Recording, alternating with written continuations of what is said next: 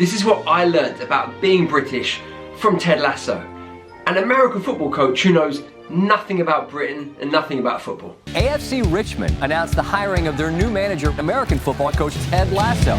You're an American who's now in charge of a football club despite possessing very little knowledge of the game. Oh! I know that AFC Richmond is going to give you everything they got, win or lose. Or tie. Right, y'all do ties here.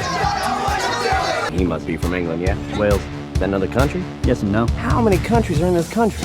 4. Hey, it's your London boy, Teacher Tom, and I'm here to teach you fresh, modern British English so that you can communicate with confidence and clarity. And today we're looking at Ted Lasso, the Apple TV hit. He must be from England, yeah? Wales. Is that another country? Yes and no. How many countries are in this country? 4. Okay, we're starting off at the basics.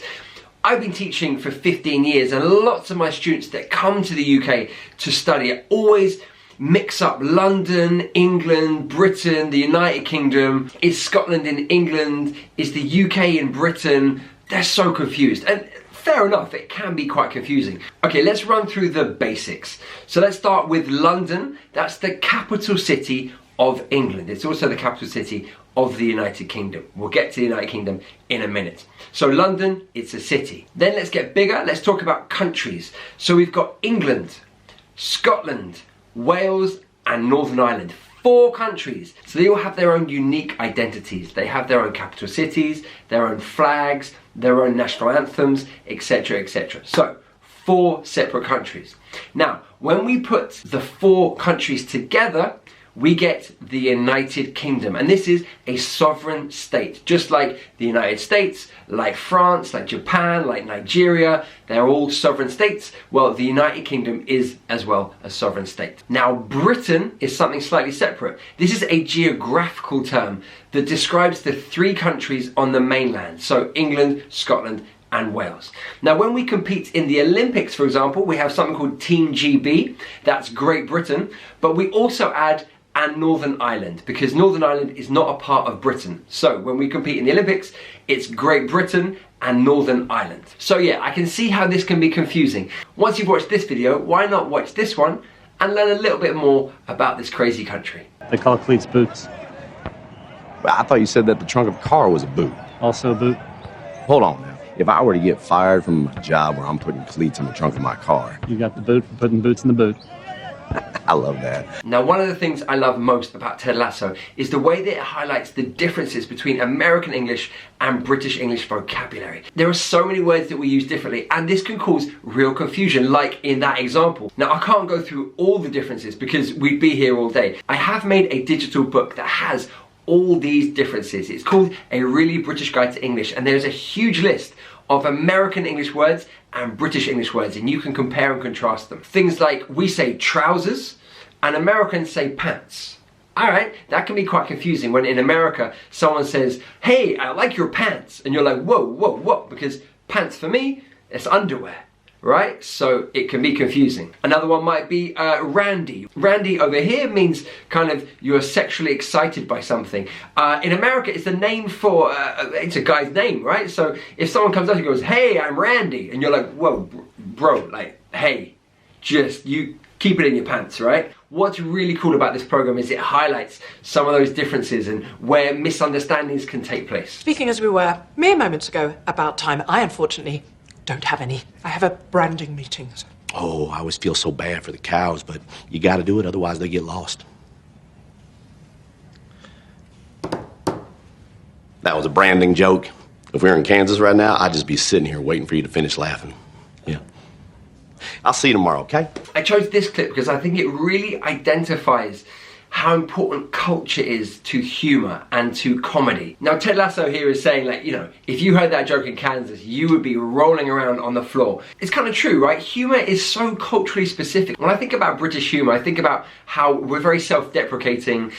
We use kind of a lot of banter, so teasing and joking with people. We take the piss out of each other a lot. And I think we also use a lot of pop cultural references in our humour. I think everyone does that, right? And, you know, for example, here he's talking about Kansas. Well, I think about something like The Office, the original Office, not the American one, with Ricky Gervais, and how that's set in Slough, which is a town just outside of London, and I think people from Slough will forgive me if I say that maybe it doesn't have a reputation for being a very exciting place. So just setting the office in Slough, already we get there's the kind of humour about that, about like, oh, it's Slough, it's, you know, it's a kind of a bit of a boring place. So there's already some contextual humour there. But this is an aspect I really love about watching Ted Lasso, is having an outsider come into your culture and to kind of explore and play with the humour and see what works and what doesn't, and yeah, and have a kind of mirror reflected back on you about what your culture thinks is funny and is not funny. So Rupert, y'all take your darts over here pretty seriously, huh? This and what's the billiard game y'all do that sounds like a brand of cookies? Snooker? That's it. That's the one. Yeah, boy, I'd love to curl up on a couch under a weighted blanket, watch You've Got Mail, and devour a box of Snookers. Okay, in this clip, Ted Lasso is talking about this strange sport or game called snooker. Now, snooker is, yeah, it's a popular sport here. It's played on a table, it's got colourful balls, and you try and put all the balls into the holes and get as many points as you can. That's not a very good description, check it out for yourself. But yeah, we do have kind of slightly strange sports like snooker, darts, which he plays here as well. We've got rugby league, we've got cricket. Yeah, I mean, God, I should do a whole video explaining what cricket is to anyone not from the UK or any of the countries that actually play cricket. Yeah, we have a lot of strange sports, it's true. We also have a lot of strange food. So I like the way he's sort of pretending that snooker is a type of biscuit. I mean, yeah, we've got some strange names like hobnobs. Do you want a hobnob? That's a biscuit. Do you want a Kit Kat? That's a chocolate bar. Do you want a Curly Whirly? Also a chocolate bar. Yeah, we've got some strange names for food. 180! William Rupert, get in! Shut your stupid little twat mouth or I will shut it for you. Okay, yeah, so another part of our culture is that we take the piss out of each other and we insult each other. So here she used the word twat, it's a rude word for idiot, but we've got so many, right? We've got a whole bunch of great ones like pillock, plonker, toe rag, twit, tosser, divvy, mug. Oh, I could go on. These are all words that we use to say that someone's an idiot. Some of them are ruder than others. We've got quite a few. If you want to know all about them, then they are also in my A to Z of Really British English. Bringing Roberts on and he's taking off Jamie Tartt. Me? You don't know what you're doing! You don't know what you're doing! You don't know what you're doing! What on earth? Now this is one that I already kind of knew, but definitely it's highlighted in the show, is just how seriously we take football. I mean, you see in the shots how angry the fans get. They're shouting at the TV when he's being introduced at the press conference. They get so angry at him because there's this man that's come in to their football team and he doesn't know what he's doing, and the football team means so much to football fans. It really does. I know myself, I'm a football fan myself. I know, I think about my team every day. I think about football every day. When my team is playing, I get nervous, I get excited. When we score a goal, I lose control of my limbs, of my voice. It's kind of a little bit mad, really. And I think because there are so few goals in matches, it just makes everything more intense. We talk about the difference between American sports where it's high scoring mostly, right? Basketball, American football, there's lots of points being scored.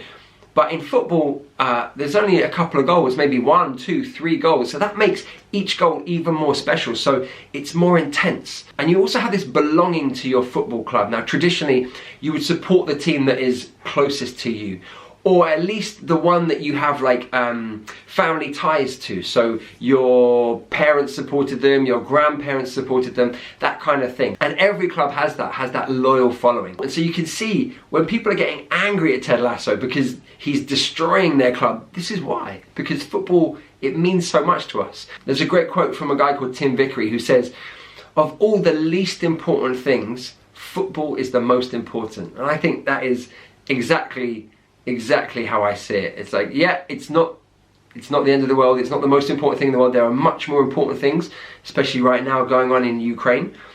But of all the least important things, it's the most important. Now, related to this is the idea that we love an underdog. I think in Britain, That's something that we really are drawn to, is supporting the underdog. And in Ted Lasso, Richmond FC, they're not a very good team, so you are kind of wanting them to do well. This guy Ted Lasso, who doesn't know anything about football, has come over as an American football coach. He's an underdog, and you're supporting him, you're rooting for him, you want him to do well. We had a famous Olympian called Eddie the Eagle. He was a ski jumper. He was a terrible ski jumper, but for some reason, as a nation, we got behind him, we supported him, we loved him because he's the underdog, and we love that. You know, I always figured that tea was just going to taste like hot brown water. And you know what? I was right.